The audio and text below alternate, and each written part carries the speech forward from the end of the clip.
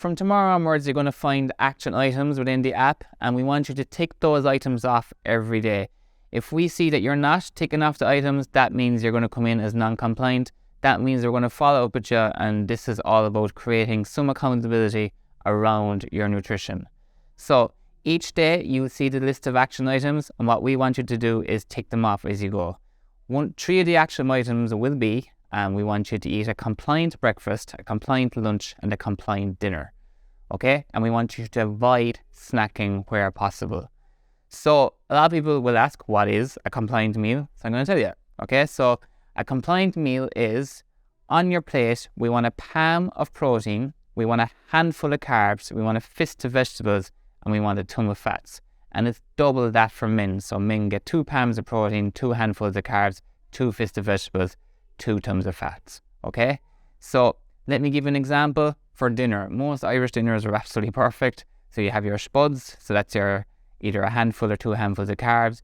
You've got your vegetables, and then you've got your meat. So on a lean cut of meat, any meat or fish. Okay? And you just use your hands to kind of dictate the portion that's on your plate.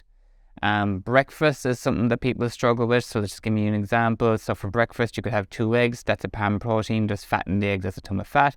Slice of toast, that's your handful of carbs, and then you can have whatever vegetables you want with that breakfast. You don't always have to include vegetables at your breakfast. I know people don't really like vegetables first thing.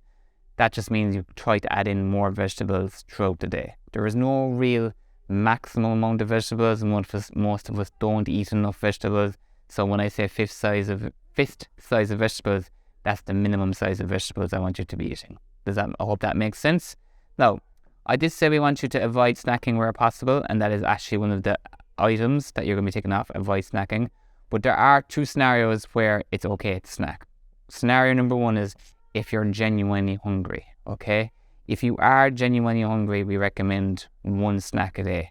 And if it really is hunger, we recommend that you eat something like a high protein snack, because that's what's going to keep you fuller for longer. Okay, so if you're genuinely hungry, you want to include something like, I have a high protein pudding here. There's loads of them around nowadays.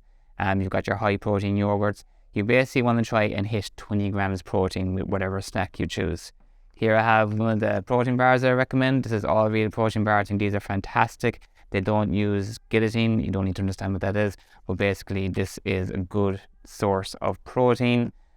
And scenario number 2, maybe you simply have a sweet tooth, okay? And we don't like to restrict anything here. We don't like to forbid. We want you to include it without guilt, okay? So if you do have a sweet tooth and you need to satisfy that craving, I recommend things that are under 200 calories where possible.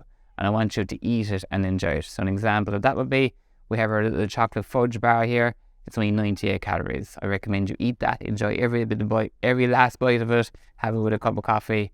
Curly Whirly bars are a great example of that. So basically try to find something that's under 200 calories, sit down and enjoy it. Don't feel guilty about eating it, and know that it's part of the plan. If you're someone who prefers savoury and you have cravings, have a bag of popcorn. Again, this is only like 120 calories. I know there's a lot of low-calorie crisp out there. Basically, pick something that's under 200 calories and that's going to satisfy that craving. Right. If you do a sweet tooth, one of my recommendations is, I know there's a lot of debate around these, 0 sugar fizzy drinks. If you have a genuine sweet tooth, which I do, I recommend you drink 1, even 2 of these a day to satisfy that craving. Okay? There's 0 calories. You're going to satisfy that sweet tooth, which means win-win. All right? So I know you'll see a lot of false information out there about artificial sweeteners and the harm they can do. Look, you're not going to be drinking a bucket of this every day. Okay? We're talking about 1-2 cans a day.